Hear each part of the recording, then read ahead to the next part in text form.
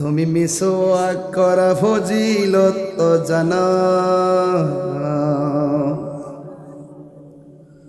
খাবার শেষে মিষ্টি মুখের হাদিস এটা মানো। তুমি মিসওয়াক করা কি কষ্ট হচ্ছে আপনাদের? তুমি মিসওয়াক করা ফজিলত তো জানো,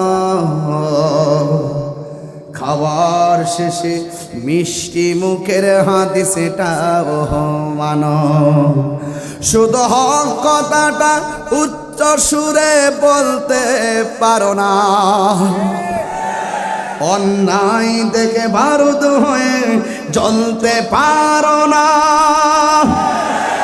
শুধু হক কথাটা উচ্চ সুরে বলতে পারো না, অন্যায় বারুদ হয়ে জ্বলতে পারো না। কেমন মুসলমান তুমি একটু ভাবো না, কেমন তোমার ঈমান একটু বলো না। কেমন মুসলমান তুমি একটু ভাবো না, কেমন তোমার ঈমান একটু বলো না। বুঝাতে পেরেছি? এই জন্য আমার যুবক ভাইয়েরা গভীর মনোযোগ।